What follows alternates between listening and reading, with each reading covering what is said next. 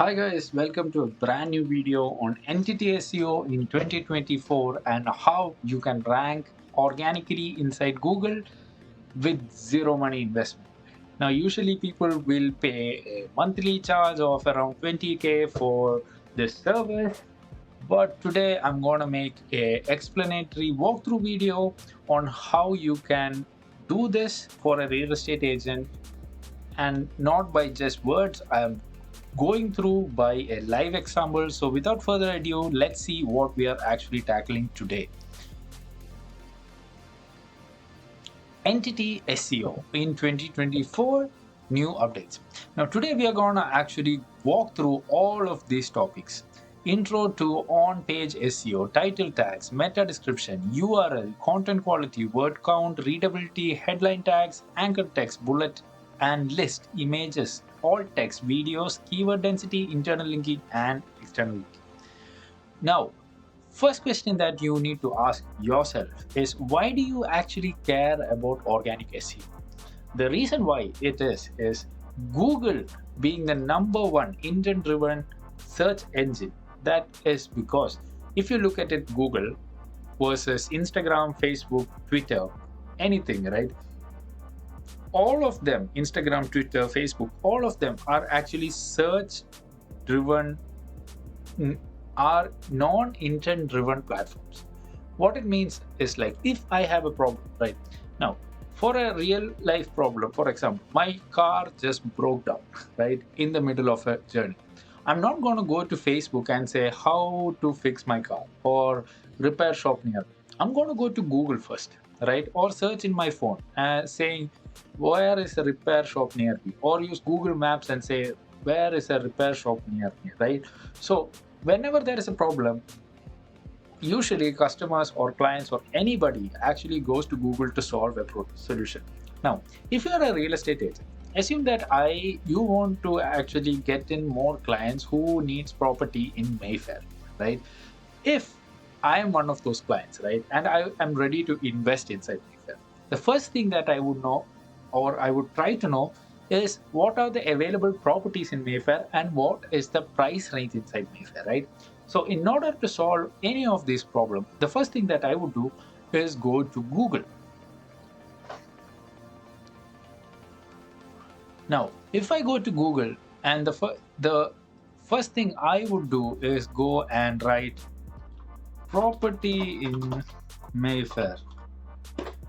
And as soon as I do that, you can see that the first two posts are actually ads, and second onwards, it's the keyword absorption. You can see that the first result is sponsored. That means this is an ad. Now, the third result onwards, it's actually relevant results. And if you go down, you can see there is primelocation.com for sale. Now, if you open the primelocation.com, now you can see that this is a real estate agent and he is trying to rank in the word properties for sale in Mayfair, right? Now, how do we do this by using Go High Level in our end? It's actually really simple. Inside the Go High Level platform, if you go and set up anything, let it be a website, if you're setting up with a website through Go High Level, or if you're only setting up landing pages and funnels, let's just go to a funnel and let's see. We're trying to emulate a strategy by which real estate agents can get property management clients, right? So if you see here, this is one of our test landing pages. And in this test landing page, you can see that we have roughly actually created a landing page specifically designed for collecting clients who had a keen interest on landlord management, tenant agents, or like landlord agents. And what we can see here, after we making this landing page, when you save it in Go High Level, it will go and let you on this edit window, which is known as SEO metadata edit window. And in this SEO metadata edit window, the first one is title. Now, this is the same thing as title tags, right? Now, this title tag is what we are having this here. Title tag is the text that appears on search engine results it appears in link during a preview or social share. The text in the title tag is also appear in the tab on any website while on page. This impacts click-through rate. Limit 60 characters must be included on focus keywords at the beginning. What it means is, like, if we are trying to get more property management clients, we should actually try to rank for ABC is our test property management company name, and we would need to try to rank for property management agents. Now, if we go to Google and if we write property, this is the keyword. Property management agents is the keyword which you are trying to rank. Now you can see there is a good number of examples who had used organic SEO to rank. Now you can also see in the first is a sponsored ad which is done by bark.com. But if you go down after the map section, you can see that this is a really good example, HLM property management service. Inside it, you can see that the first title is starting with HLM, the company name, and followed by the service, that is property management service. Now, the next thing that we are going to discuss inside SEO is something known as meta description. Now, this meta description is what you see here. Now, meta title is limited to 60 characters. And when they are opened here, you can actually see this title inside the tab. On top of the tab is also the SEO title that we actually seen in the search engine. Now, what differentiates between SEO title and the SEO description is the number of characters that is allowed to actually be there. What it gives you as an advantage is you can actually answer a couple of questions. Now, entity SEO that we are trying to discuss here is, in the shortest way possible, how to explain it is answering questions which are such like this. So if you want to rank in anywhere, like if you want to rank in buy to rent in Hayes, if you want to rank this keyword, you are actually going down until you see related search, right? And you are trying to answer questions like this: UB3 buy to rent in Hayes, private buy to rent in Hayes, cheap buy to rent in Hayes. So, and also, if you search buy to rent in Hayes agents, a couple of the first results are actually ads, but you can see this: is it better to rent through an agent? Who is the best property agent in London? Now, these kind of questions, once you write articles regarding to this, like this one, this is actually a real estate agent who actually wrote an article on 10 benefits on renting through letting, and whereby he actually had a heading, main heading, second one, main heading 2, and there he actually answered the specific question. That's why he is ranked there. Now, if you delete this, you can see he is a real estate agent and this is his website. Now, he has actually got this search result for free by using title and SEO description. Now, this is how a live case example. Now, let's just study what is actually meta description. So, meta description gives gives user more information about the page. Meta description should give user more information about the content they are about to consume. Whether it's a real estate agent, then the description should be a real estate agent only, right? If it is like a soap product, the description should be related to the soap product, how it can be helped, how it's lathering, and how it's naturally friendly, somewhat relating to that. It should also be convincing enough to get them to click, right? So, for example, here, these are good meta description. Expert property management, we work hard to find you the best tenants for the best possible price and get in touch today, right? The sponsored one. The non-spotted one here, this is not a really good way to actually do description, but if you can see estate agents and letting agents in Hayes, 2400 PCM, tenancy info, 3-4 bedroom to rent in North Hillington. Now this description is for if somebody has actually searched for 3-4 bedrooms to rent in North Hillington, not estate agents and letting agents in Hayes. Now let's see what will happen when I click it. Now you can see that there is a blog post. It's actually a main website, and there is a couple of things telling us what is Hamlet Homes estate agents and some SEO regarding it, right? Ideally, this metadata, which is seen in Go High Level here, should focus on property management. ABC Limited has 3 decades of experience in handling property management around London, focusing on West London. Now, in this particular example, it could be focusing on Hayes, UB1, whatever the postcode is, 3BY, and financial proof of tenants can afford rent without any issue. Now, these is the good way to actually use meta description to rank better inside Google. Now, here you can see that this one, simple estate agents in Hayes have built a reputation for valuing and selling and letting properties in and out Hayes. The reason why this website is ranking more than this website is because of the correct use of SEO metadata.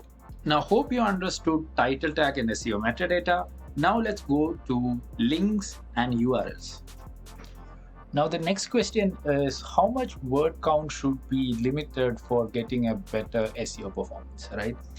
Now, based on the research and what we have seen performing, websites which have around 2000 plus words tend to actually perform better than website which has lesser words than 2000, right?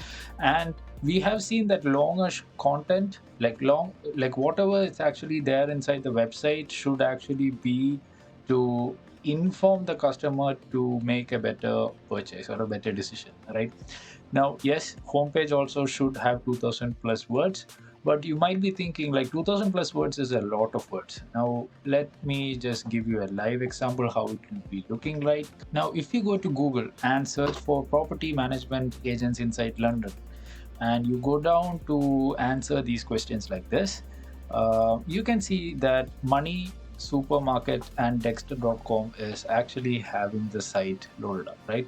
Now, inside Dexter.com, you can see that the SEO is relatively small, but still they are getting ranked, right? But in case of the Money Supermarket, there is a lot of SEO happening here.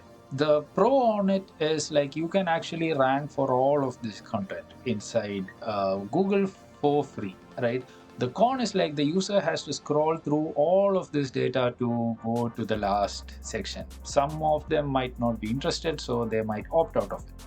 Now, how do we solve this? Now, if you go back to Go High Level, here it's actually not written as drop downs. So let me just first explain what is a drop down.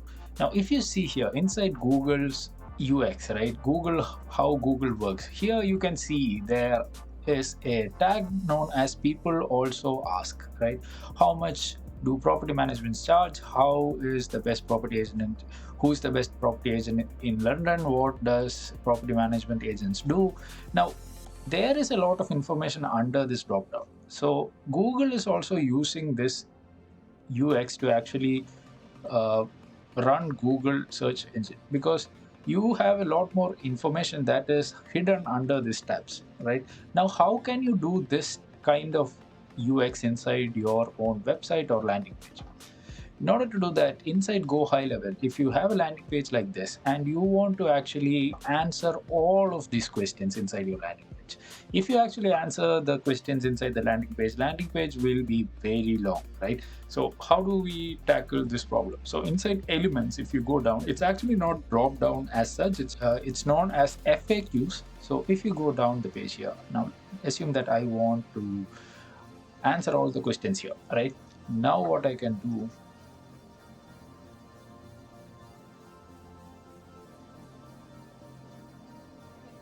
okay, Now, if you go to your website right now, you can see that there is a lot of content which is already here, but the page has the page scrolling has been finished here, right?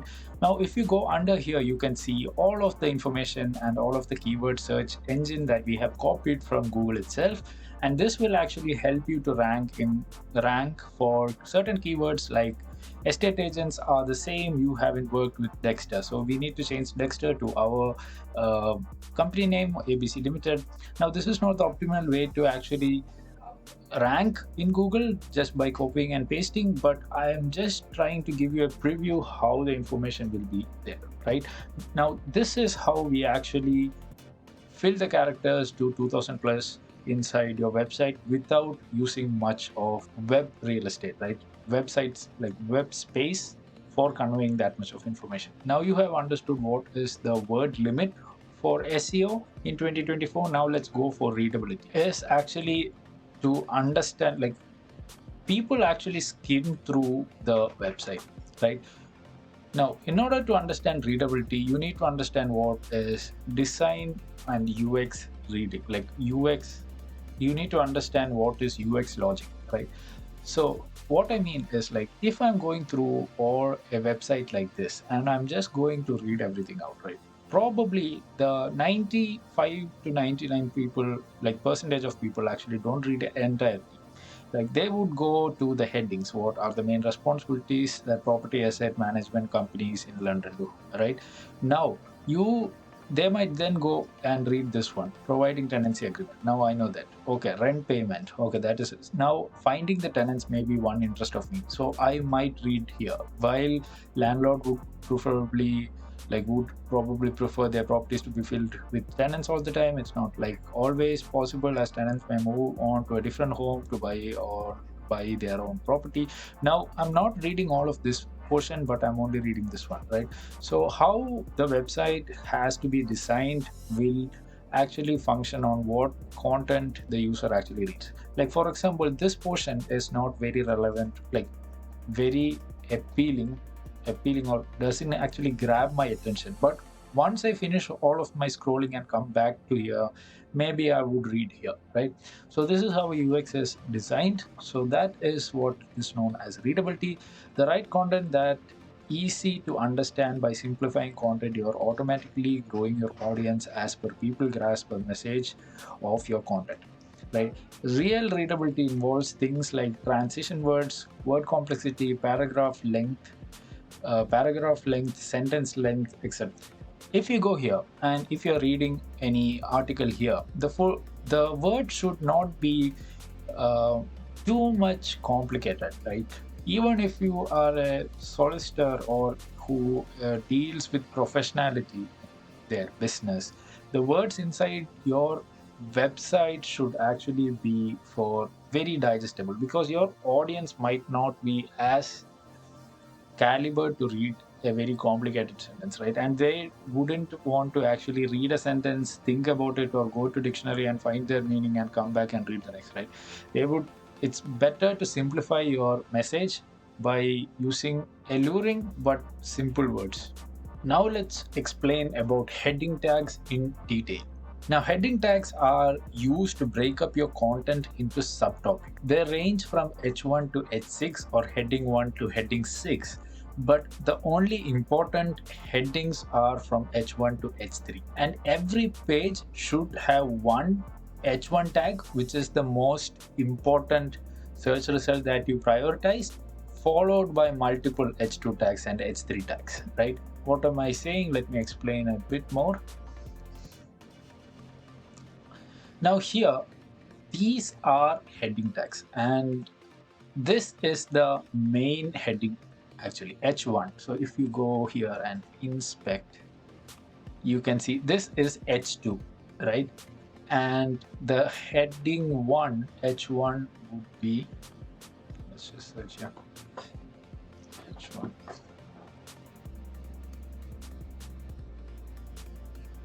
So this is the heading 1. Now we have found that responsibilities of London property management agent is the heading 1, followed by heading 2. Now if you go here, and go here. So you can see header as this one, header in the HTML. Now this is the heading 1, which is responsibilities of landlord management agent. And if you see here, this is heading 2, what are the main responsibilities of property asset management companies in London, followed by another heading 2, which is provide tenancy agreement, followed by another heading 2, property maintenance. Now these are how we can actually rank them. Now this website, there is no H3, they only had displayed multiple H2, which is better because when you go H3, H4, the priority that Google associates with the keyword will be significantly less compared to H1 and H2. Now let's go back. Now let's talk about anchor text. What is it? What is an anchor text and where is it actually used? Now anchor text is primarily used to link between pages, especially to facilitate internal linking and off-page backlinking.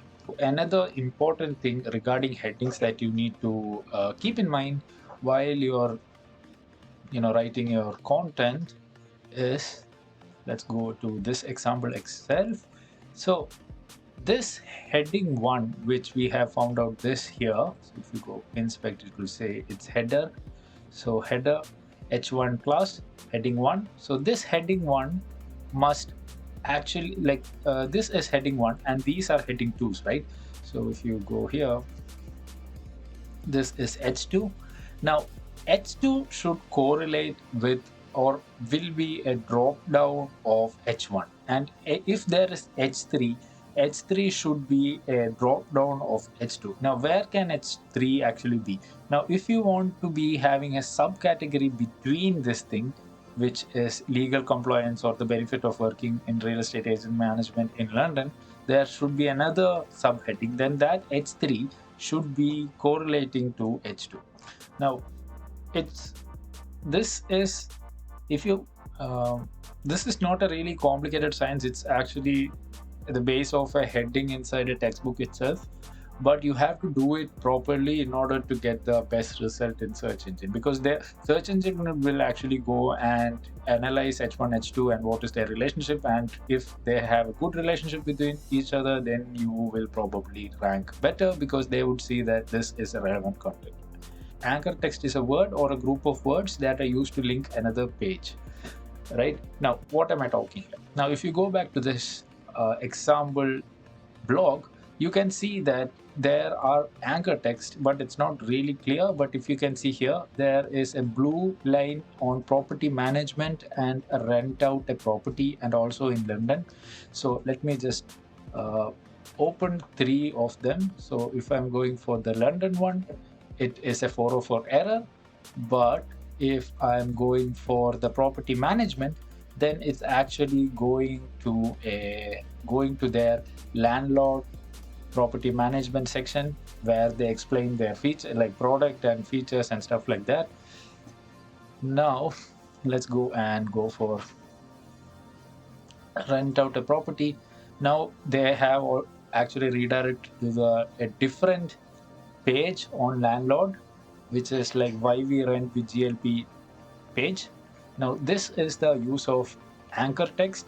Now we use it in a very different way to connect different segments of information. This is actually a good way to use anchor text. But if you go down, I think I saw one more, yeah, here another anchor text which also goes to the same page. Now once we have found out what is an anchor text, let's just go for bullet and listing. Let's just go and explain bullet and listing. Now anchor text is not actually used everywhere to actually go like navigate through text, like navigate through pages, but it's actually strategically used in places like this. Now once a reader is actually going through reading everything, right, this could be as simple as moving the payment date to the day this is more convenient. What is this moving the payment date, right? Let me just click on it. Right now it will go and see, okay, what is this moving the payment date? Let me read all of this. Now another way you can actually do anchor text is like if you want to go and cite any article like BBC Times. Now, this is a article that you are actually basing for a blog that you are actually writing, right? Now, if you are saying something like that, according to BBC News, charity is concerned over lack of progress with renters reform bill, right? Now, if you are trying to get a client on charities and this is the evidence that you're trying to provide them, and here somewhere it's like charity reform something, and in a word of charity there might be an anchor text. Once the anchor text is clicked, it will go to this page. This is an example of off-page backlinking, where you are actually linking another page to your page by giving them evidence, or like giving them more information. You can click here or something like that, or like some logic related to that. Now let's talk about bullet points and lists. So bullet points or lists are actually found on any website like this, where you actually have bullet points and there is an elaborate explanation, or bullet points like this, right? Now there are other ways that you can actually do bullet points tactically for your agents or for your company. Let's go example like here. Now you can see that this is a very large article regarding property agents in London, right? Now, as you can hear, these are the subheadings or the heading twos of all the content below that is written inside the article, right? Now, for a person who is just coming to this page for legal compliance, right? If I press on legal compliance, it should this one is not actually working. The website has a trouble, but ideally this thing should navigate me to here, right? Legal compliance, right? Let me just give you another example.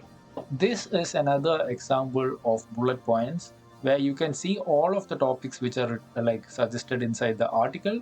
And if you want to actually only read about how are they going to advertise your property, then you can go here and the page is automatically scroll down to where the reader needs to read. Now this is very useful, because if you are driving multiple traffic to the one page, right, in this particular page you are solving how much do you want your letting agents to do, like what is the letting agents like work. That question is being answered. How much are they getting paid is getting answered. How much proper, like what are the pros and cons of utilizing a property management service is also discussed. And also like how they are advertised is also discussed. Now a person who has a search, who has a who are trying to solve a problem on advertising, is also landing on the same page, who has a challenge of finding out a letting agent for themselves, right? So in order to make the user flow a better one, you can actually use bullet points and lists to navigate, to help the user to navigate them better. And as a result, you will be shown inside the Google saying that a user is landing in the page and he has scrolled to this part and he stayed on the page. Now this will actually increase your local SEO ranking inside Google, because Google will know that the person is actually staying in this relevant website and actually reading through it, right? And Google will suggest that to many other people who has the similar problem.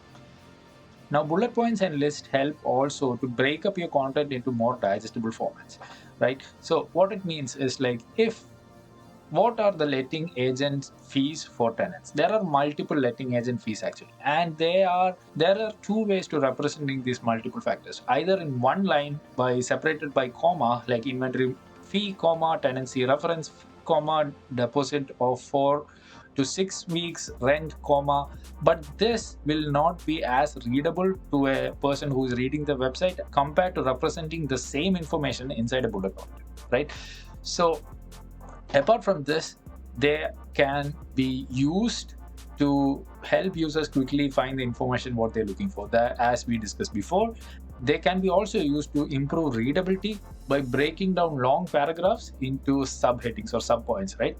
Now, the next important thing is images. Now, images are very overlooked by digital marketing agencies versus an SEO agency.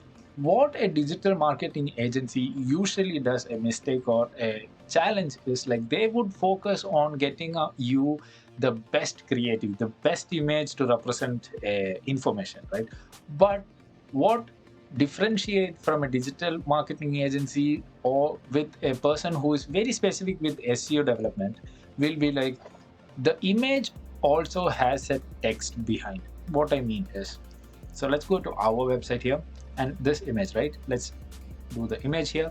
Now you can see that image has some asset like what is the image file name, kind of like this. Now file name is also written here as some gibberish. It's like 151s ABFF626. Now this can be actually written as like real estate agent, landlord management clients image, right? Now what happens when you are using image file name differently? Now file name is somewhat like this. Now these are screen recordings which I did. Now you can see that this screen recording is named as the date of the screen recording which is going on right now. Now I can even change the screen recording name into property management digital marketing strategy, right? Now it would be better to have an SEO, have an image which has the description related to the problem that the image is solving. Why? Let me show you. So if you go to Google once again, and we are saying property management service in London, right? And we are going to images. Now you can see these images. Now all of these images, if you go, the tag of this image will be property management London. And all of this one as well is actually will be property management company or property management London, right? So what happens is like when a search is being searched, there is a possibility where people are going to images and redirecting to your website like this one. This is a prime example. If you go to visit your site, now you can see that it's for urag.co.uk and they have this image on their landing page which is for property management experts. And this image, if you go to inspect, see the image current source is http asset global website file.com London property management company.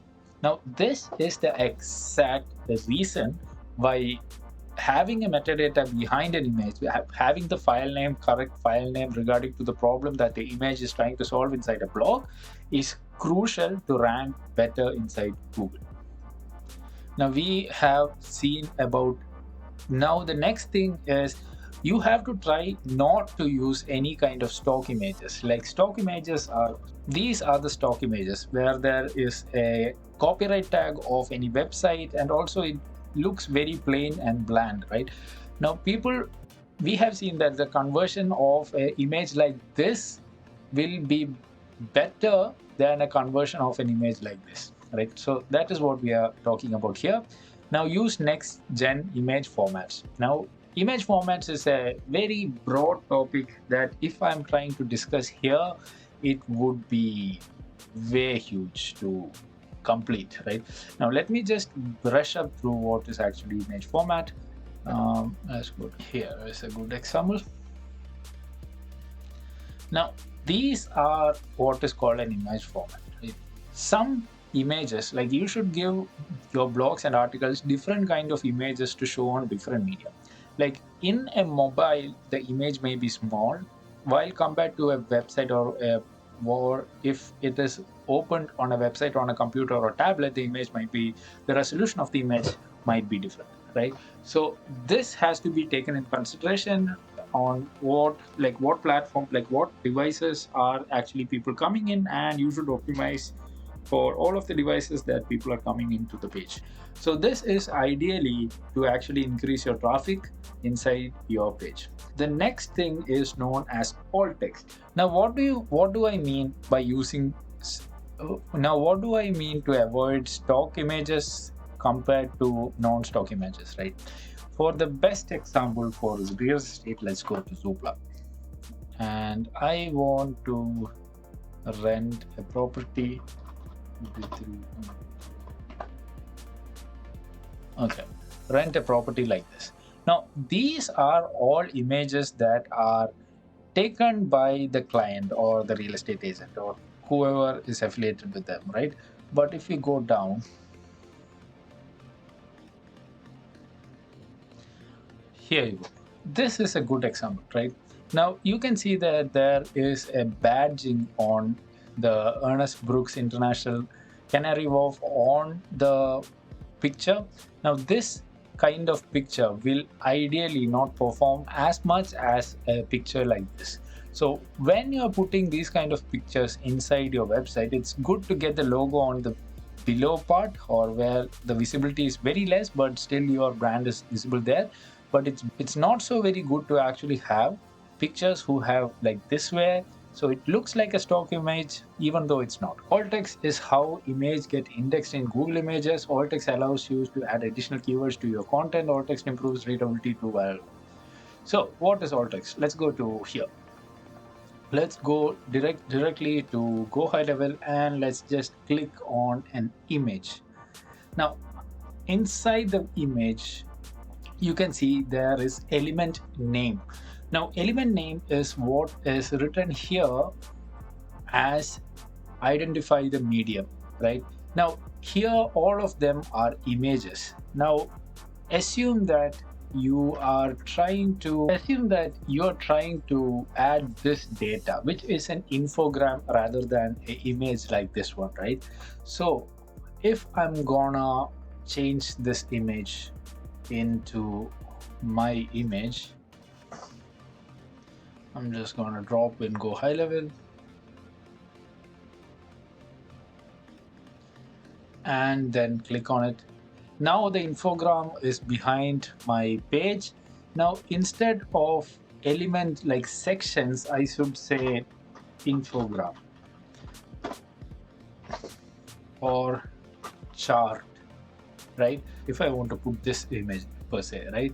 Now this is a infogram. It's not actually an image. It's kind of a funnel, but it actually goes under an infogram. This is how to show something. So if I am using these kind of images here, let me just go and change this image. So I want to update this image here, right? Now you can see that here in the image element name you are written as image, right? I can say like AI property management infogram, right? Now where does this actually come up in search result and why you're updating the alt text? So in order to see that, you have to go to Google and let's just write pancakes, right? Now you can see here there are multiple images of pancake. Now the reason why this particular image is being displayed here in Google result, all of this are probably shutter images or copyright images. They're trying to sell out this image. So how they try to rank up is like if you go to here and go to inspect, here inside the text you can see that http www dot onceuponachef.com/image 200908 pancake /0120 and the dimension, right? Now because there is that pancake inside the image file, this is most probably one of the additional reasons why it is being ranked here, right? Now we have talked about alt text. Now we have talked about alt text. The basic requirement on writing a good alt text is identify the medium, whether you should say it's a photo or it's an illustration or a pictogram or a graph. Also tell about the photo. Now you can see that the best description for this photo is not actually pancake. The best description for this photo might be honey dripping on pancakes on butter covered with raspberry and blueberry on a plate inside a kitchen. Now, this is the best description. As much as you can specify the description for the image, that's that much chance you have to rank it on Google, right? Like here. Now, let's say for real estate, maybe it's like tenancy agreement template, right? Now you can see that there are templates here by eBay trying to sell it out. Now, if you go here, you can see all of this right here, right? Now, as a real estate agent, you can actually use tenancy agreement to actually rank here. Now, if you create a blog on the heading 1, as we mentioned, can you write your own tenancy agreement and write a tenancy agreement and attach a template of tenancy agreement and give the people the free tenancy agreement in return of collecting the email ID and phone number and information, then this is a best way to rank yourself inside Google, right? Now, the next topic is video. Now, let's talk about videos. The most interesting and important thing that we actually provide our clients is good videos to rank them inside Google organically. Now, videos are really important. Google uses one video in a page to index it. Now, Google will use one video inside one page, whether it be a YouTube video or a custom upload. It will use to rank that particular page inside Google by using whatever the video is embedded inside Google, inside the website, right? Now, another thing is like videos are used to actually break down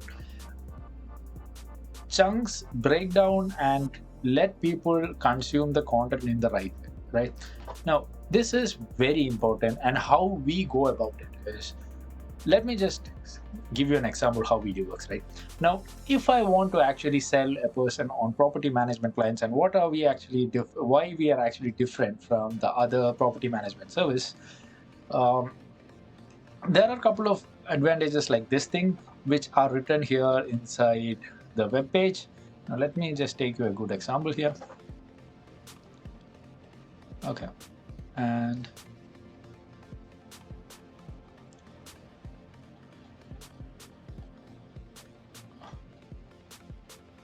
okay, let me see. Let's see that we want to actually tell customers all of this information, right? Either customer can go through it like individually. Most of the customer won't go and read every individual facts that you have provided here. Most of them will skim through it. So if you want to if you want to not skip this valuable information, right, we would suggest you to put a video somewhat around here which will autoplay but on mute. And once the customer is interested, most of the customers nowadays are really interested in consuming content through videos and text to speech softwares rather than going and reading entire page, right? Now, another good thing about videos to actually relevantly get SEO upgraded for companies is if we are actually trying to find more investors inside HMOs, right? So HMO agent in London, let's start with there. Now you can see there are sponsored posts which are ads, and if you go down, there are a couple of people also ask kind of questions, right? Can you do HMO? Now you can do a video around this topic, and because there is transcription inside videos. What is transcription? Let's go to any video here, and you can see there is subtitles here, right? And also once you go down, there is something known as transcription. Now you can see there is a lot of transcription here, right? And this is actually used by Google as well to recommend this video. For example, if I want to search this video, Gordon Ramsay eats his last meal, right? Now if I'm going to Google and searching this, you can see that the video that we have already searched are getting the video that we were seeing is actually being seen here. Now assume that we have like a client or a person who is trying to get a HMO deal inside London is actually searching this topic, right? Can you do an HMO in London? right? All of these are actually search results regarding like texts, right? All of these are blog posts inside. All of the search results are blog posts inside the web search, like or inside the Google at the moment. Now, what if you have a video, HMO licensing and rent repaying order? Instead of this title, if you do the title like can you do HMO inside London, right, then you have a more probability to get ranked better inside here, because your video will be coming here as an explanatory video, and then you can drive the traffic through your landing page or your own website or your YouTube channel or Instagram or any other social media, right? Now, another thing is another thing that is very important, because we are doing video, is like if for instance you have a very good video explaining why can you start an HMO inside London, right?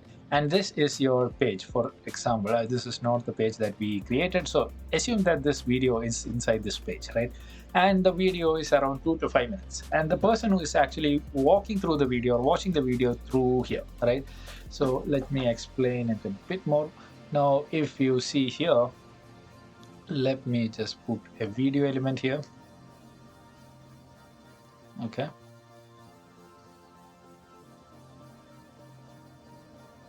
All right.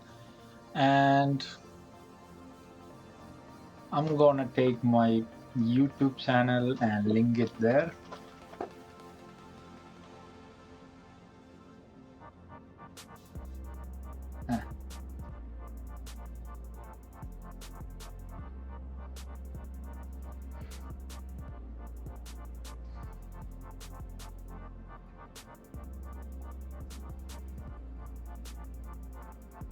Okay.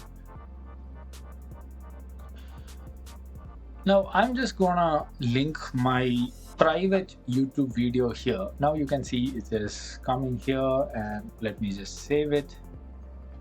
Okay. Now my YouTube.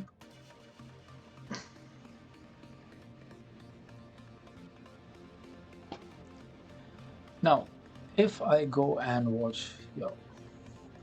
Now, if I preview the website here, if you go down, there is the video element here, and I can actually watch seamlessly through YouTube whatever the video that I am linking here, right?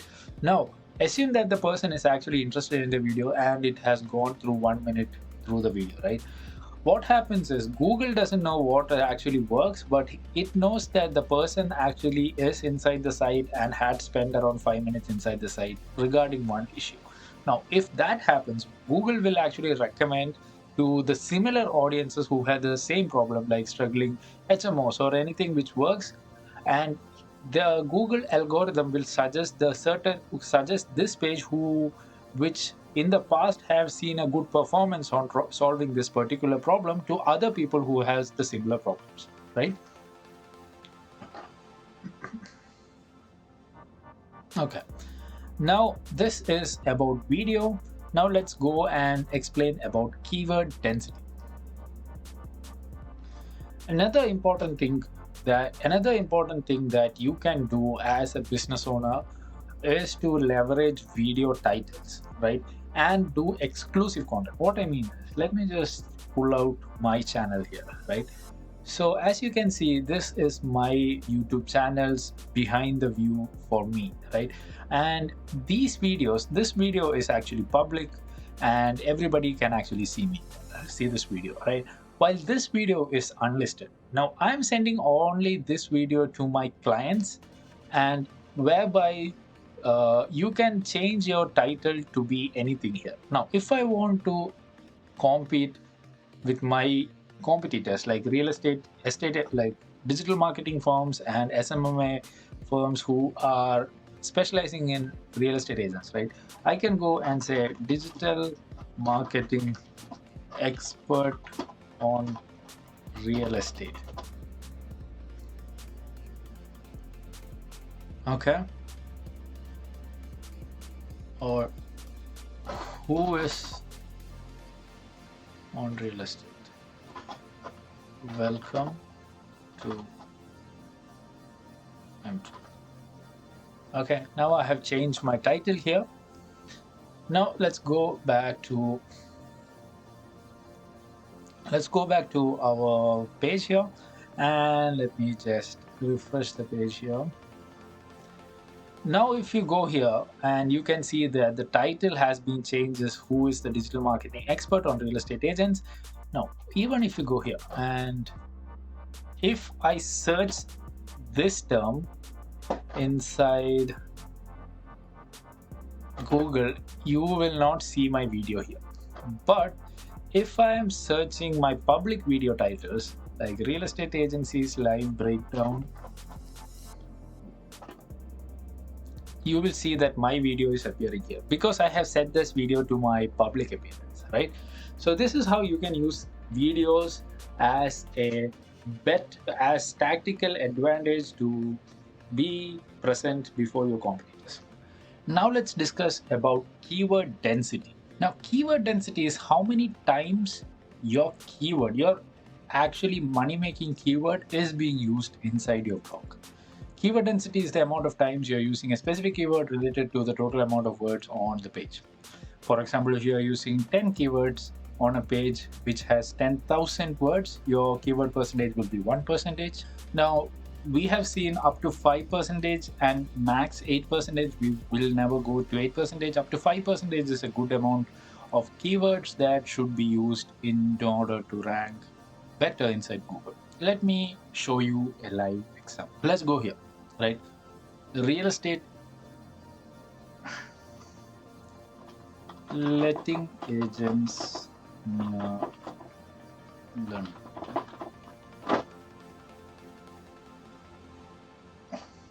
Let's go here. How do I find a landlord letting agent? Now let's go to blogs here. Now you can see that this is a blog for landlord letting agents, right?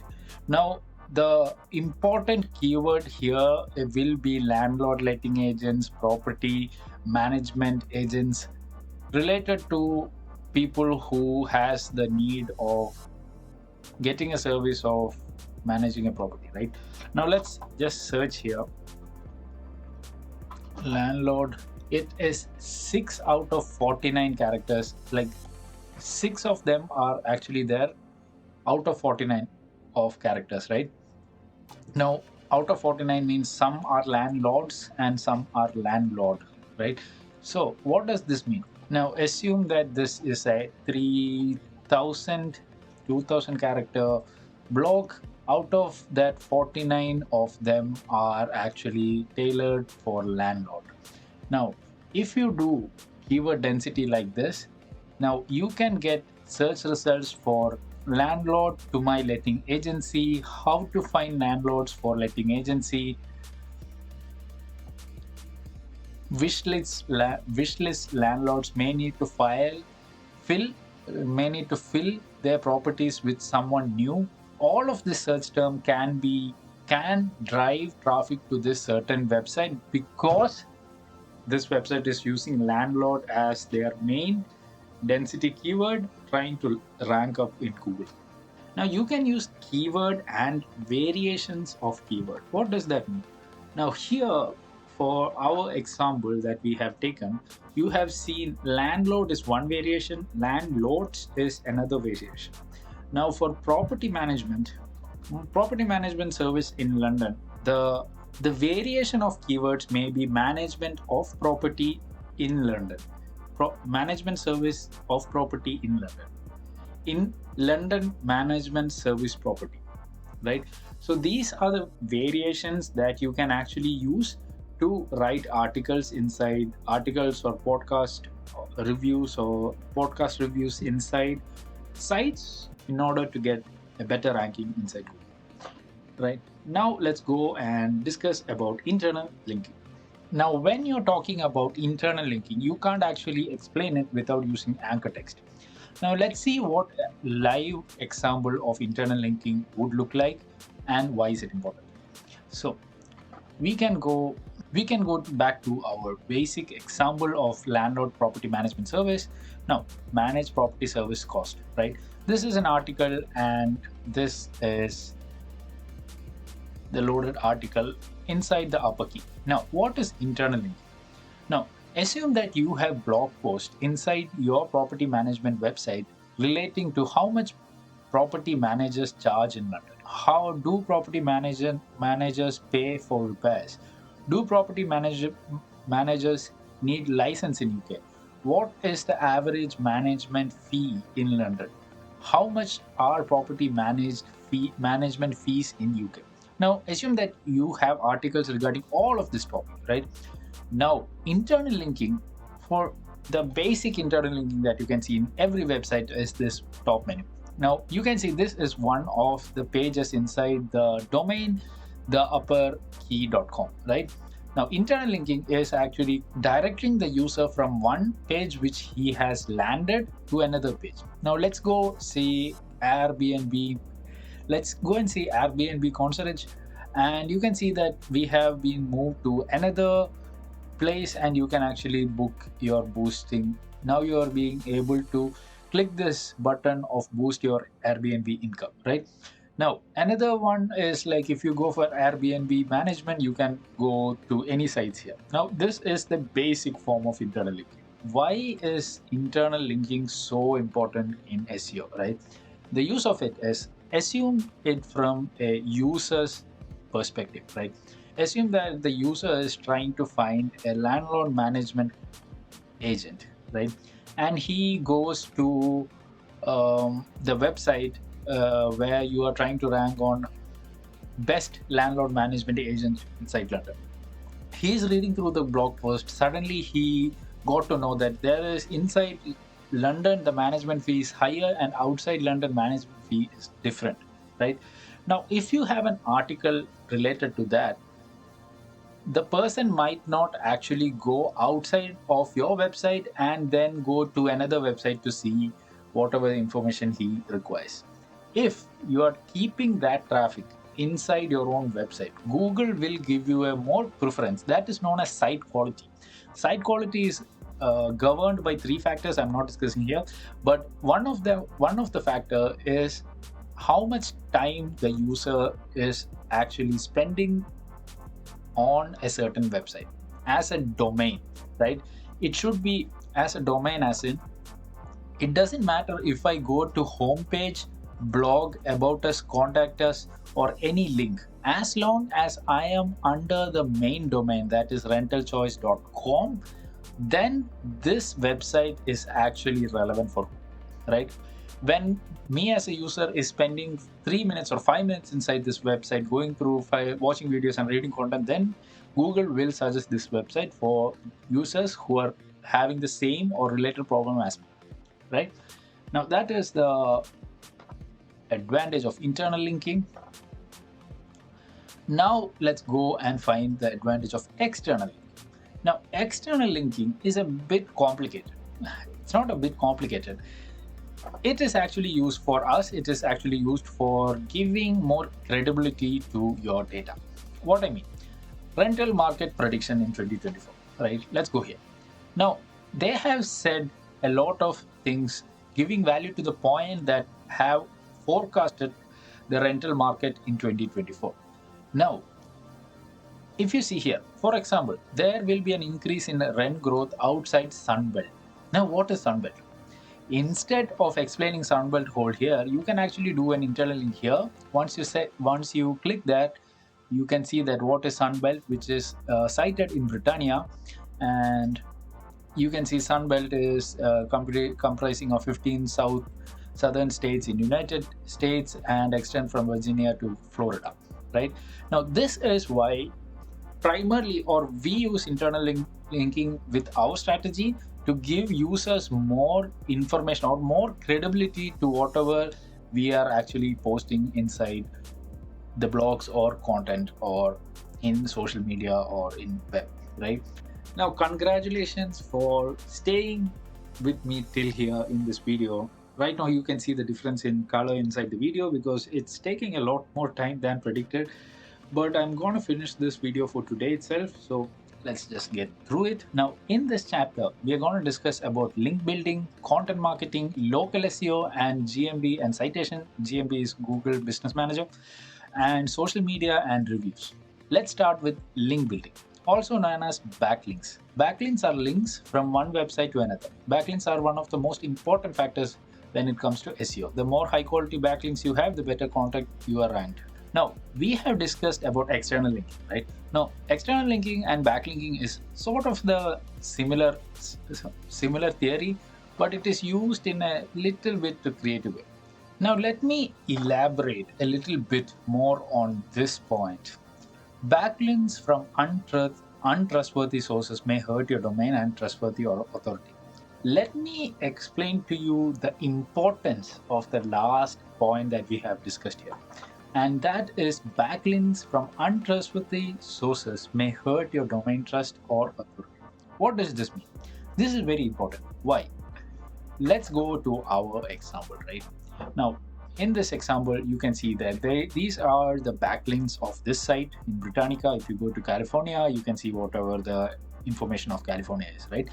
Now, what is an untrustworthy source? Britannica is one of the most trustworthy sources out there. Britannica, Wikipedia, Google Scholars, and Hindu Times or anything, right?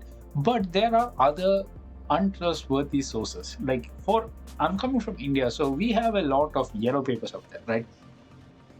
Now, yellow papers, we call it manja patram or yellow papers. Yellow papers are like papers who are actually papers or journalism or any kind of content which is driven to actually enrage a prospect or enrage the person who is reading the content and get their attention. Like, for example, right?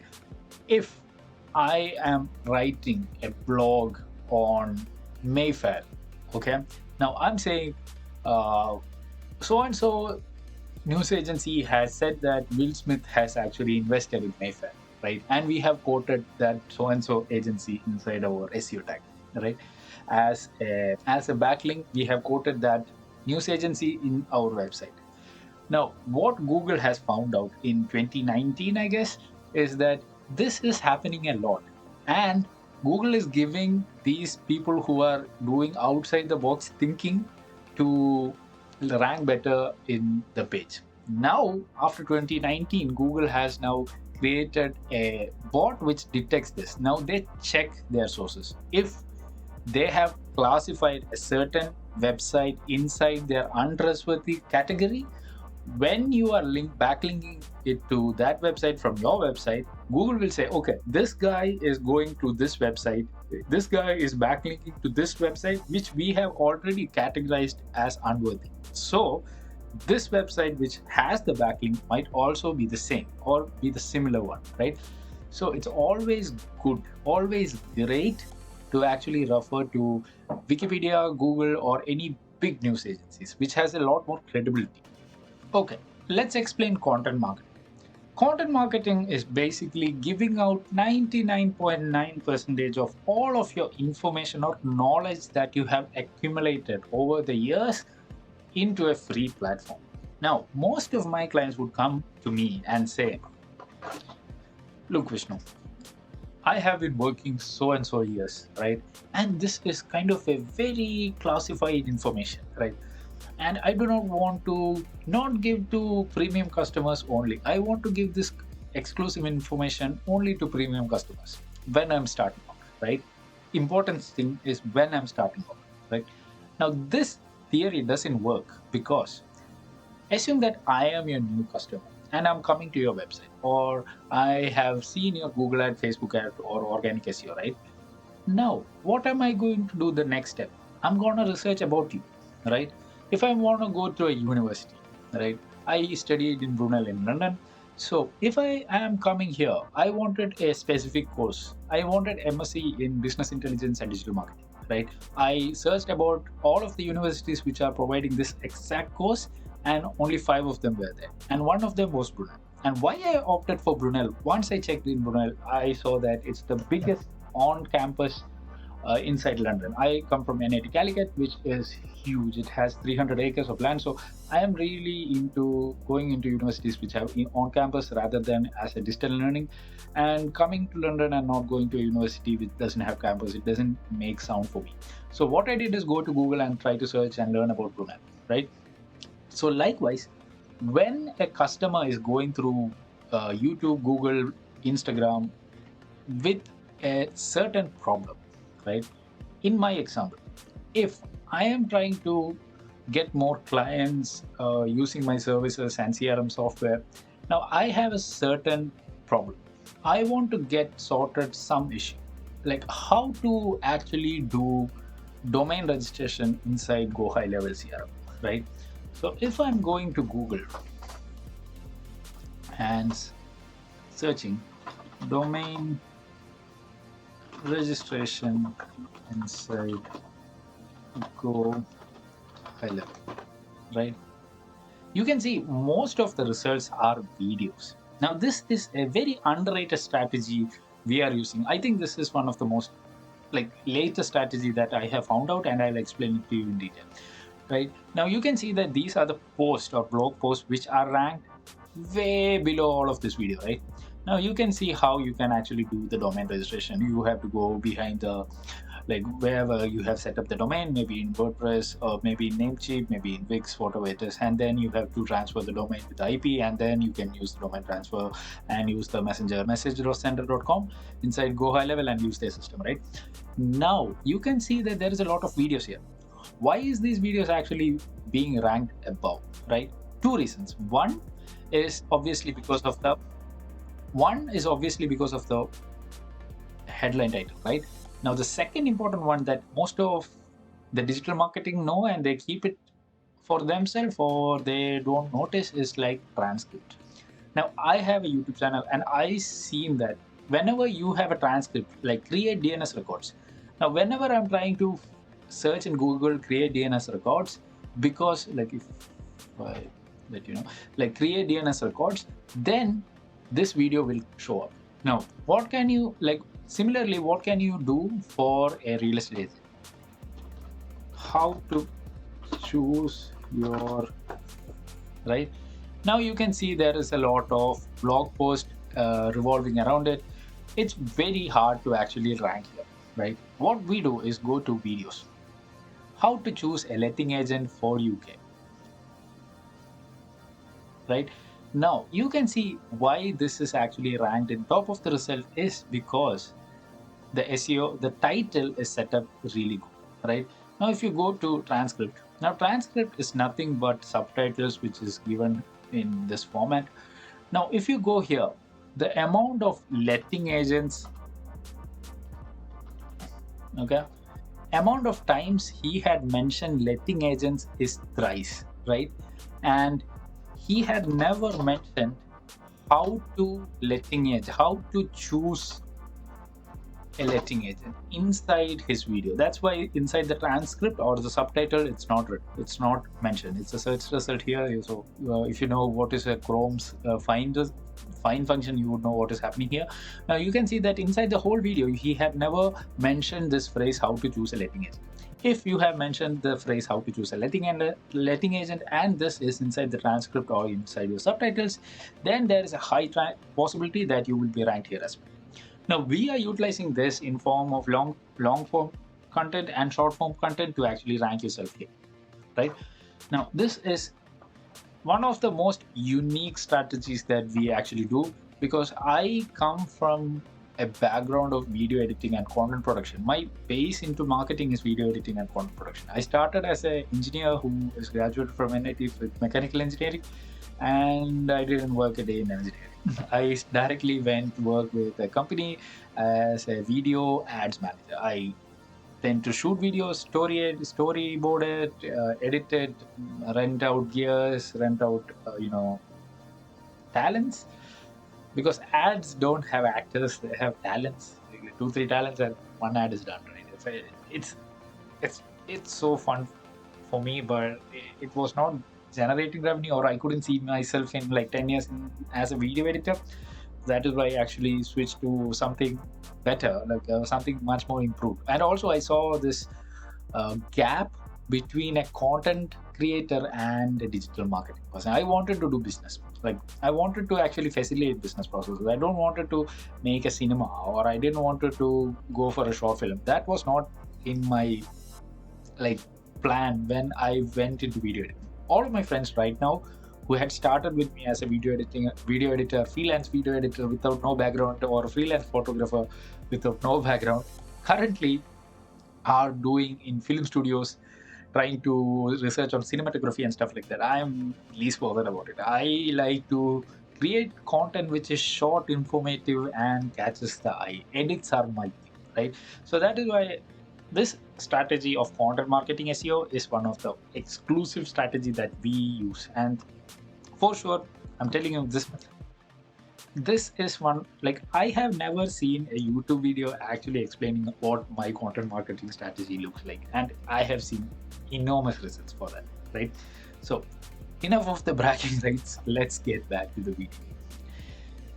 Now, what we tend to do for people who are not into video content production is to do 3 to 5 articles per week, and we post it, and we try to formulate in such a way, like, we will try to formulate the result or the end result first, and then backtrack the blog to the first. Now we have covered content marketing. Now let's go for SEO, and especially now let's go for local SEO, how to set it up. And this is one of the most awaited content out there. Let me explain. The thing that you need to do for local SEO is to give the right signal to Google, informing it that you are a legitimate business. Now, basically what we are trying to do here, it's a specific thing known as local SEO. Now, what is Google actually trying to get from a business owner or as a person who is registering as a business is how much legitimate you are as a business. Now in this internet age, you can actually set up a site for around 29 pounds. You can set up a site, you can set up a domain, you can say that you are a real estate agent, you are a health coach, or whatever it is, right? And then you can start a business. Now assume that I am going to start an insurance business, right? And I have set up, in order to set up an insurance business, 3 things has to be done. 1, I need a website, which I can buy it in Wix. 2, I need a legitimate field, right? I can do it by giving out a designer and making a very standard insurance page for optimized for 2024, right? Next, I need traffic. For that, I can run Google ads or Facebook ads or any kind of TikTok ads or anywhere to drive the traffic, right? Now assume that I am a crook and I am running a false false insurance business. I have a website, I have everything, and I can drive traffic, right? Once the people come into Google, once the people come into my website, they get scammed, and they will go and say, Google has recommended me this website, so I'm no longer affiliated with Google. I have seen this fault in Google. Google drives me to a website where my credit card has been stolen and all of my insurance money has been stolen, right? Now, Google don't need this kind of customers in their bases. So what they do to not make this fault is that, if you have actually remembered, back in 2004 to 2010, there were a lot of internet scams. People were saying, do not share your bank account details with your internet sites. But nowadays, people are using dropshipping and other sites, so the people are more open to do business online. Even if you are buying any product outside Amazon, or if it's a small product or it's a big ticket product, people are doing business inside internet without having much more credibility. So this credibility is what Google My Business is doing for your business, right? They are credible. They are a sort of credibility checking agent. Okay, so what you have to do, let me give you a live example, right? Now, this is a good setup of Google My Business, right? The overview is we are open 24/7, right? This is my website. These are the services that I actually do, right? And this is in Ireland. We do in Ireland, United Kingdom, and Scotland. This is our exact location. We have our office pictures which are like this, and we do real estate like this. So everything is good, right? Now let me show a Google My Business where you can improve, right? Look at here. Man estate. First of all, where is this estate? There is a Google Street View. If I search out here, I cannot see their shop name itself, right?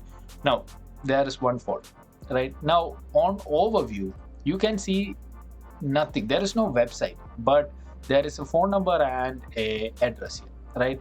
There is good reviews here, exceptional, like a special shout out to EVC. They have good reviews, but their Google My Business is so poorly set up, right? Let's see, a year ago, 3 year ago, 7 year ago, 5 year ago business, right?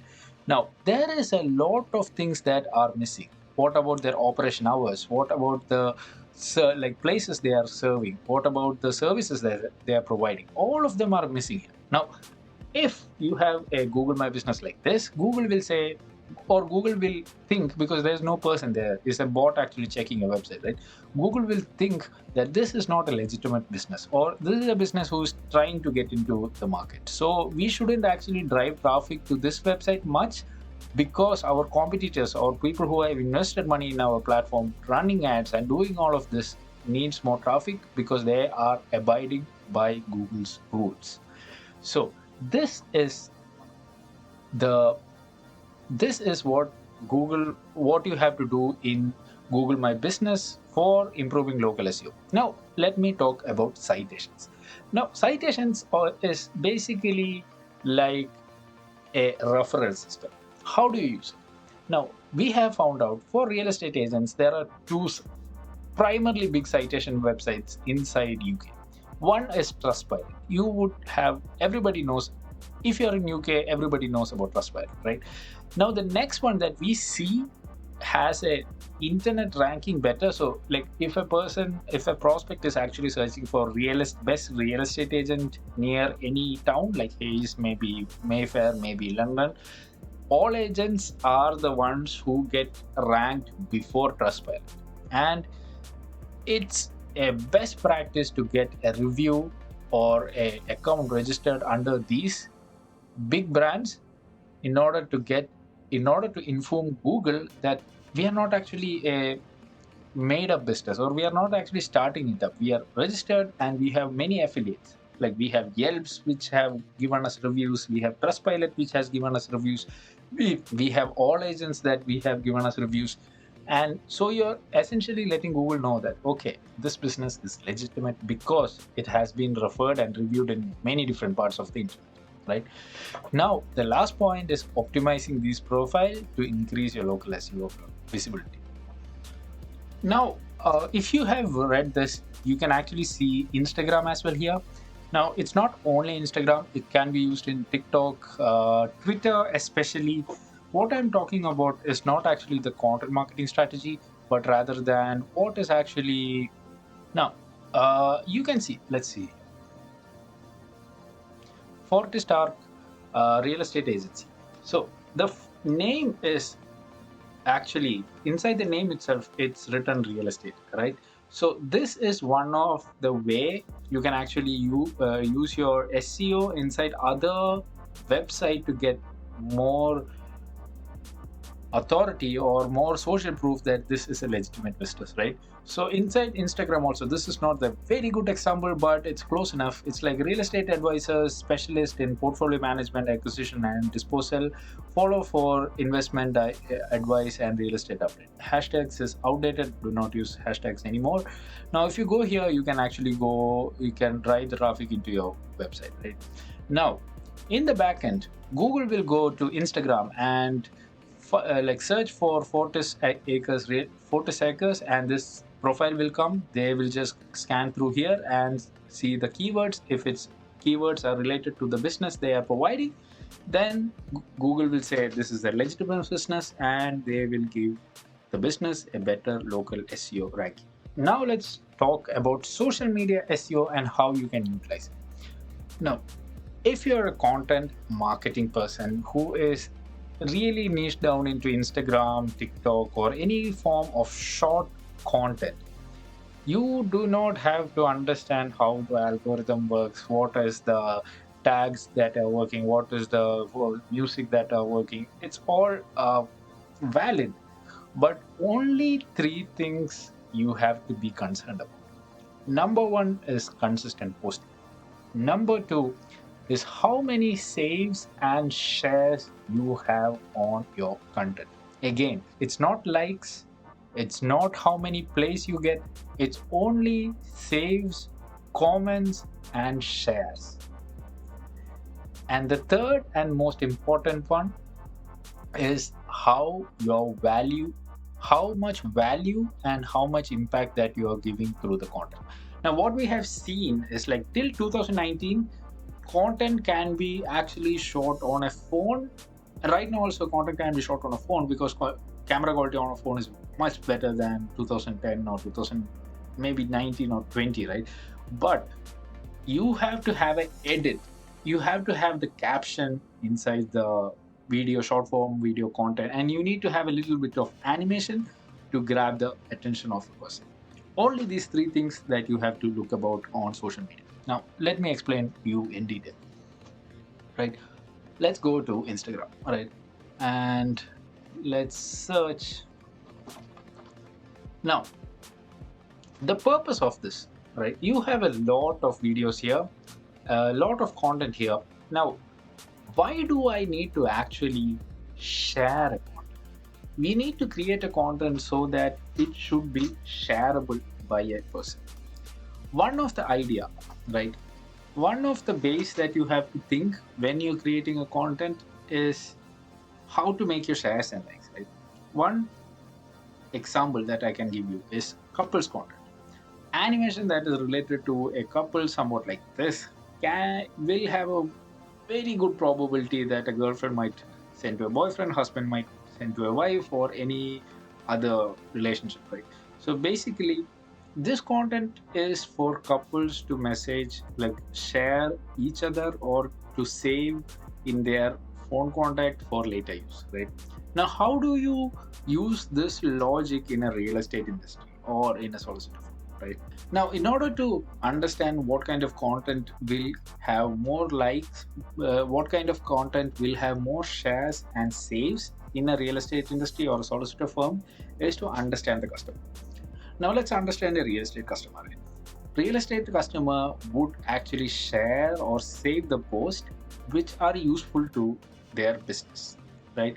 They would not share a meme. They would share the meme in an inner circle, but it doesn't drive traffic to revenue inside a real estate. If it's a first time buyer, these people are really aggressive in social media. They are trying to get all of the information out there and they're trying to jump the learning curve, right? So assume that there is a learning curve of a beginner real estate investor and learning curve that you attain for a seasoned real estate investor, right? That middle portion of knowledge is what is gonna get you more saves and share.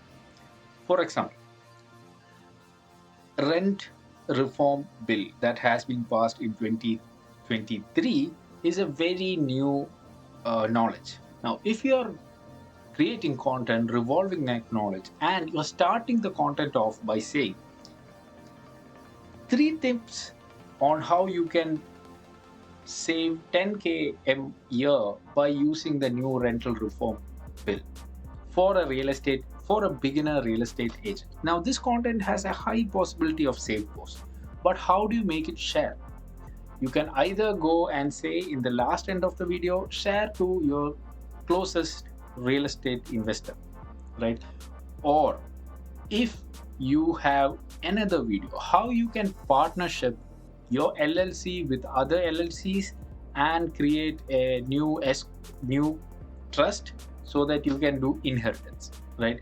Now, this can be actually really useful. This can help you to share this content to people who are really having a lot of investment portfolio in them, right? Maybe a niece might send it to his grandparents who has a lot of investment properties, like if the idea is unique and if idea is working, right? So this is a base example on how you can rank, how you can use content marketing strategy to increase reach. Now let's go for reviews. Now, reviews are, or we have already discussed about reviews. You have to actually go and get reviews on Google My Business and other softwares. Now, the beauty of using CRM systems like this is that you can actually go and find a one-stop review point whereby you're only providing one link to a customer, and once the customer has filled the link with a review, and a rating system, this exact rating system will be distributed to a lot more other platforms, right? I'm not discussing the work through on how you can do this. You can check my reels and short form content to get the idea. Okay, now let's go to the last portion of SEO inside this video, that is technical SEO. Now we have actually covered all the fundamental basics of writing an SEO, whether it's inside a blog post, whether it's inside your website, landing page, social media, or even Google My Business, right? Or Google Business Manager as we call it now. This portion is about maintaining the car, maintaining the system of SEO. What I mean, now up till now we have studied how, if we are trying to make a car move, we have studied what a car is, what is aerodynamic design, what is an engine, what is an accelerator pedal, and everything. Now what we have to know is like whether when you're putting the acceleration, the wheel is turning or not. When you're pressing the brake pedal, the wheel is stopping or not. If you're putting on the air conditioner, the air conditioner should actually work. So now we are actually testing how sound our website or our SEO is actually strategized, right? So welcome to technical SEO. So technical SEO is technically all of these features checked. We will individually break down how these things help in ranking your website higher. We're going to discuss about site speed, responsiveness, core web vitals, robots.txt, crawl depth, duplicate tags, broken links, and orphaned pages. So let's go to site speed. Now, site speed is basically how quickly your site is being loaded. Why does it matter? Okay. Let me give you a couple of examples or a couple of references where you can see the site speed. The best way to give you the worst example. Okay, let's go and just go to any kind of designer landing page. And this would be better because designers would try to make their website more loaded up. Okay, this is an exact example, right? If I'm going down, the site is not being loaded, right? There is a lot of empty spaces here. Now the picture is being loaded, and there was a glitch right now here coming in. Now the content is being loaded, right? It's approximately 4 seconds to 5 seconds to actually load the entire website, right? Now, in the same case, right, we are going to any kind of real estate agency website, right? Site is being loaded instantaneously, right? There is a moments of delay actually. Now, this is what is the difference, right? Now, you have to understand from a user perspective. User, when he is going through Google or when he is going through any platform, attention span is really limited and options are widely open, right? If he had taken a HMO specialist full management service and he gone to the website and he's like waiting for 3 seconds to load, he would probably go back, right? Or if he's actually using a mobile data and he's not actually having good service at that certain point of time and the website is not loading, he's not going to sit there and wait. Okay, let's see what is this guy's value proposition. Let's go and find whoever's website is loading first and let's solve this problem really quickly, right? So this is why you should keep your website load time the least. Now I'll give you a pointers on how you can actually decrease your load time. One of them is to not use a lot of animation. We only use animation on landing pages, but not we only use animation on web pages or home pages, but not on landing pages because they are designed to drive the revenue, not to appeal some designer. So another thing that we have noticed is like some people are trying to change this image which pops up into video. Let me just go high level and explain you a bit more in detail. So let's go high level here and let me just preview my page here. Now the page has been loaded, everything is loaded, even the video is loaded, right? Now you can see that how I structured my video here is through a YouTube link. So if I'm going through the YouTube link, two things can be accomplished in one go, right? Let me load it again. One is whatever the thumbnail inside your YouTube is loaded immediately, right?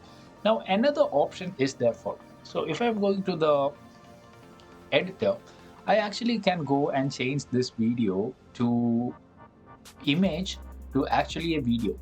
Now there is another option whereby you can actually add a video, right? Let me just add one video just for the reference. Okay, now the video has been uploaded. Let's just load the video and save the post. Now we have seen that my website was loading under like a second or so, but now let's see. The video is loading good because the video image would be less than an MB. See, yeah. So if you just see here, this is the file, it's under 1 MB, right? Now usually video files are not like this. Now this is one of the main reasons why I actually improved my career into digital marketing rather than a content production person is this. So as you can see, I am dragging and dropping a video which is less than 1 MB, and that is why my load speed is comparatively good. Now assume that I'm actually putting a video which is around 200 MB, right? Like if you can see here, this is a 15 minutes, it's 10 minutes footage of my vlog, and it's coming directly from DaVinci Resolve, and because it's a high-end software, it will export in high quality. So that is around 664 MB, right? Now assume that this is loaded here, right? Now when the site has been loaded, the site needs to load 667 MB here to display everything. And how a site loads is like it will try to load the first half in priority than the last half, right? So unless this is loaded, all of this text and everything will not be loaded. Now the next thing that we are going to discuss about is responsiveness and mobile friendliness. Now basically this is because people who are designing website would have a better understanding of what is happening here. Now you can see that this is the preview that you're seeing here right now is on a laptop, and all of the icons are moved and placed around in the format of a desktop. So when I open the website, this website will be spread out. Now the important thing that you have to notice here is these things, right? Now these 3 points are on one line horizontally inside the web app. Now if you go high level, you have also a capability to check your mobile friendliness. So if you switch here, you can actually go and see the list which was supposed to be like this inside the desktop appearance has been changed on vertical format inside the mobile appearance or mobile or tablet experience, right? But everything else is the same, but it's just some of the placements are here and there. Now this is not a go high level only feature, but you can actually change the placement here and there, right? And you can save it here. So placement of a mobile view will be different of a placement of a desktop. Now we also have capability that inside mobile I don't need this much of text. So what I can do now, if you go high level inside our test website here, you can see that this whatever you're seeing here is actually a desktop format. So the thing that you need to concentrate here is this particular section. Now you can see here's a sneak peek at our checklist covers, and it's arranged horizontally, right? It's arranged like this. right? But if you go here and if you in Go High Level, you can switch your modes and you can check whether how it is responsive inside mobile. And once you switch in here, you can see the same thing. Here are the sneak peeks on what our checklist covers, and this is arranged vertically. Now, there are multiple things that will change when you change the mode of the desktop view to mobile view, and you have to be cautious about your placement. Basic example is like if some sort like this button is actually the first button for lead collection, but it's actually just by some mistake you're actually putting it under here, right? You're putting it under here, right? And I'm saving it. In desktop view, it's not actually having much change. You're going through here, there is something like here, and there is a button which is freely available, right? But the problem happens when you go into the mobile view.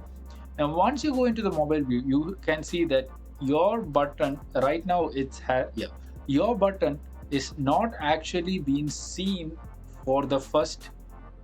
Uh, your button is not being seen when the when when the page starts. You have to scroll down to actually see the button, right? Our design concept behind the design is like when they come into the page, they need to have a button to click in, because this is our catch: get your 50k worth workflow free limited period offer. And this is the only way you are having the chance to collect leads, information, email ID, and phone number, and their uh, willingness to and the ability to actually reach out to them and close the deal, right? So this is what I'm trying to tell you. There are a lot of other nuance of change that will differentiate when you switch from a desktop view to a mobile view, and this is not a really unique feature about Go High Level. It was introduced from WordPress itself, but this is very useful.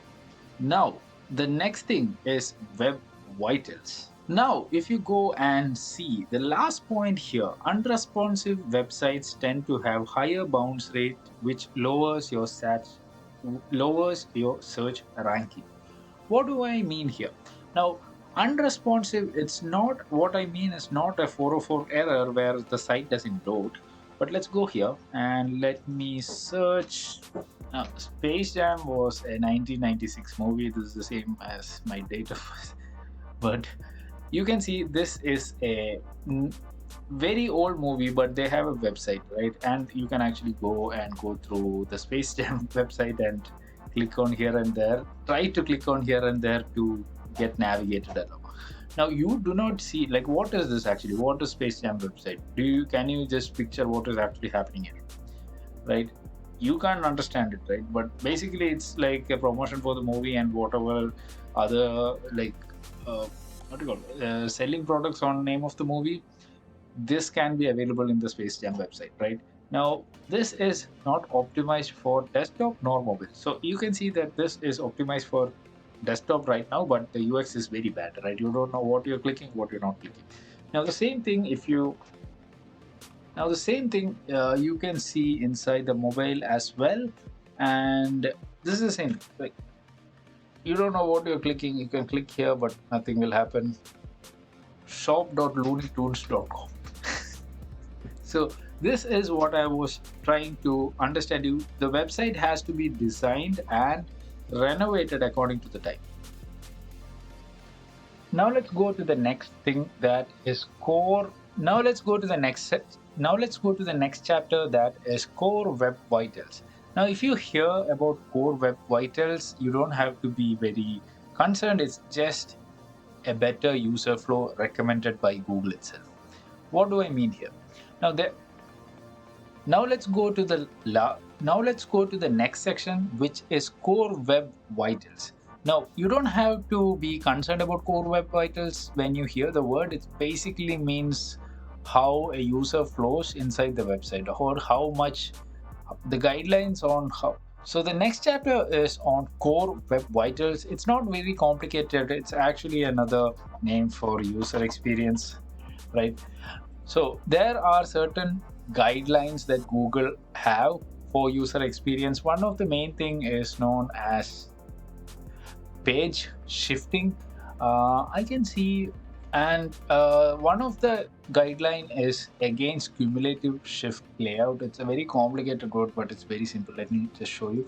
So if I go to and go here, yeah, this is a software where you can change the image to text.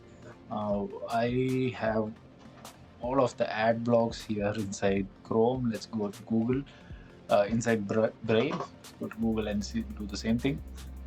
Now, first of all, you can see that there is a huge amount of load time, right? Once it's loaded as well, I can do a screenshot,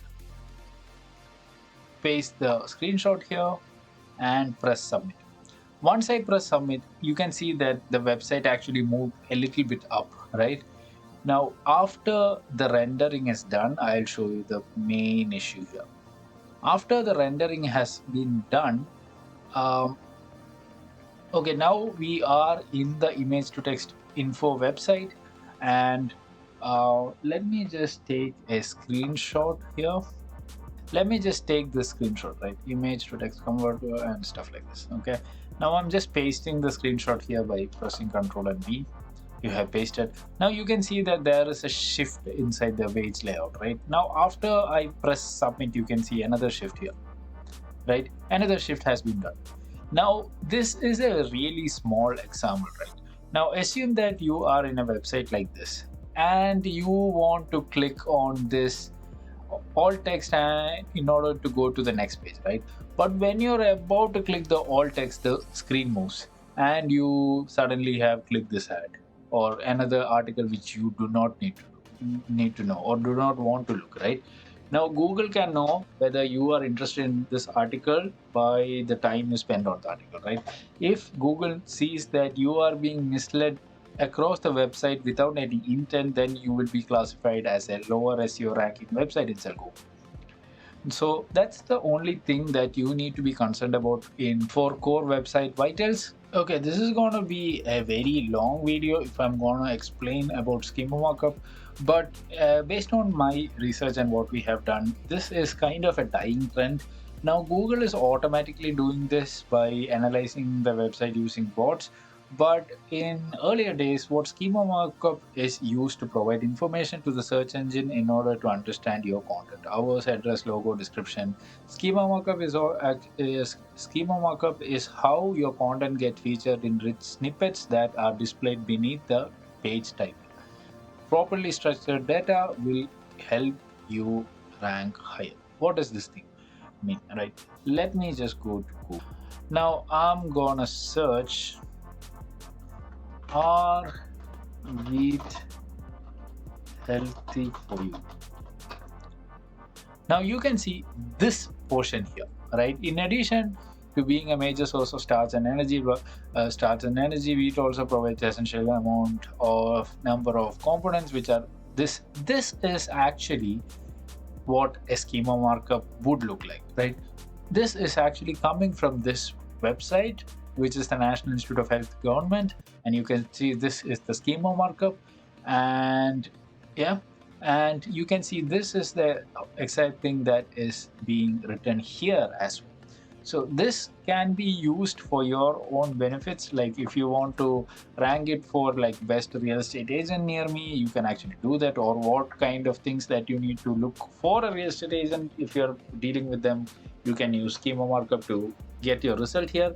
Now, once you get the result here, people will have more susceptibility to click the first link because they know that Google got this information from this website. They might not know it, but logically the thinking will go to like this website is actually providing this information, so let me just click to it, right? Now we are coming to the last ends of the series, and that is sitemaps.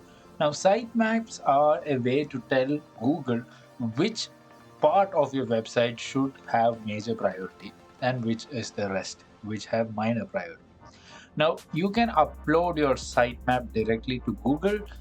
If you do not know how to create a sitemap, it's fairly simple. There are a lot of websites out there that create sitemaps for you, and if you're using platforms like WordPress, Wix, or any reputed web designing platforms, then sitemaps can be automatically generated by these platforms.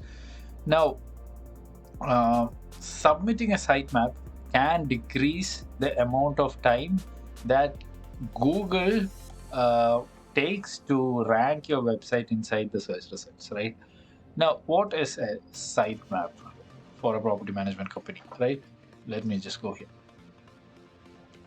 Now, in here, you can see this is not a property company. Let's go here.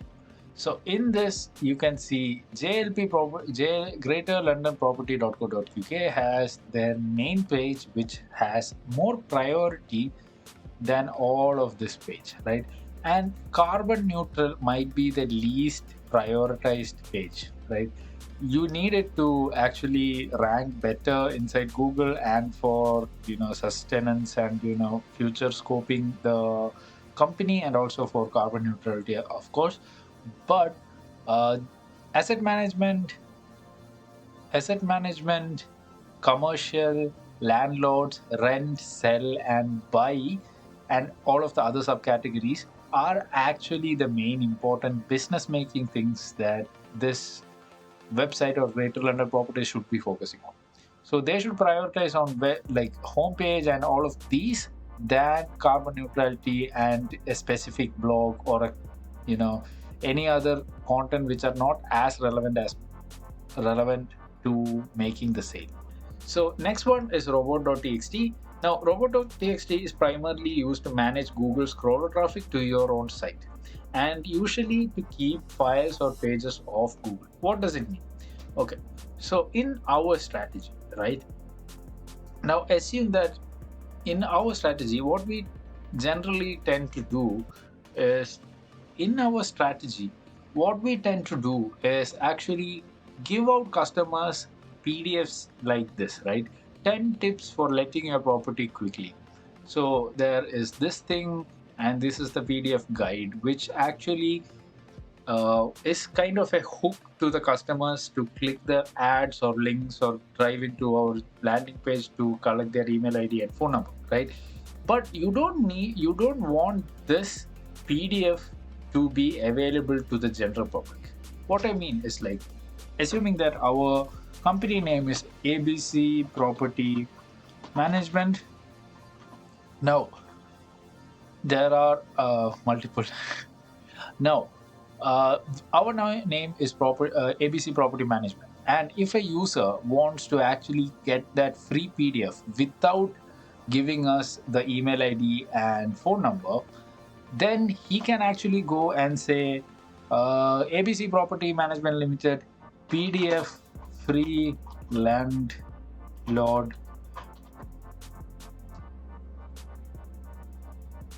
Now you can see that this is the PDF. This is the website for this PDF, and this is the main website. So if this this if ABC Real Estate, which is not our example, wants to hide this PDF, then they need to register this website address as a robot text, and tell Google not to show this website into general public, but keep it in Google, but not inside the search results. Now the next thing is crawl depth. Now, how many clicks does it take to access any page on your website? That is basically crawl depth. Crawl depth is controlled by internal linking structure. Every page on a website should be accessible within 3 or less clicks from your homepage. Basically, don't bury your content and no one will find it, including Google. Okay, so what does that mean? Let's go to our example. Okay, now here is a typical. Now basically, if you go here, and I do not remember what is the exact name, so basically your whole site would look like this, right? And what we mean here is, like, if a person is coming from any portion like here to any portion like here, if a person is actually landed to your homepage, if he needs to go here, somewhere here, right, he should actually have one click, then second click, then third click, it will come here, right? But here, if you want to go here, right, if you have to go one click, then two more clicks, have two more clicking option is there, then the second click comes in, then two more clicking option, third click comes in, two more clicking option, then it eventually comes here, right? Now the journey for a customer from home page to the sub page is long and is treacherous by clicks, right? So we need to reduce the number of clicks to navigate through pages for the customers. How do we do that? Let's go to this property, let's go to this web, let's go to this example, and as you can see, in rent, if you click on rent, everything is sorted out here and you can actually start, right? Now now this website is beautifully designed in such a way that everything, like estate agents, they are having numerous estate agents in all of these places, right? So they have, instead of giving London guide estate agents and under the estate agents different categories of places, they have done in a beautiful way by which any information can be navigated through by the customer in one or two clicks, and that is scroll depth. Now, okay, now the next topic is duplicate tags. Now duplicate tags is only in case of a worse management issue. Now duplicate tags is somewhat like this, right? If you go here, let's go here, right? Now Money Supermarket has written a post or a blog article on how landlords can find the right tenants, and they have explained a lot of it, right? Now, assume that inside this, if you go down, you can see that there are other popular landlord insurance guide, right? What are the changes to buy to let tax relief? What are the changes to buy to stamp duty? Now you can see that all of these headings are unique and not the same, right? Now assume that instead of what are the changes to buy to let stamp duty, there is another article on the same topic, how landlords can find the right letting agents. Google will understand that most, like 80 to 90% of the content of these two topics are similar, so this site is trying to fool the system and get a better search results by introducing multiple duplicate tags. Once Google finds out that using AI, using their bot, and be sure they will find out if you have a duplicate tag or a duplicate content or a copy content, they will automatically de-escalate your rank on natural organic SEO inside your website. Now let's go to the last two sectors. Now that one is broken links. Now if you go here, after broken links or aka 404 errors. Now once you have any designer experience inside designing a website, you would know 404 error comes in, right? So basically it is a linkage problem. Whenever this error comes in, like error comes in when you transition from one page to the next, right? Or if you want to just remove a certain content which you used to provide it for free, and right now you're not actually providing it, and you have deleted the post or blog or like content, but the link is still there. Once a person goes to this link and they do not find the content, or you have unplugged that blog from your base domain, then 404 error will come. In Go High Level, we have a dedicated system where you can actually reroute any kind of 404 error into a certain website. Now, this 404 error, however you actually titrate, it will disappear.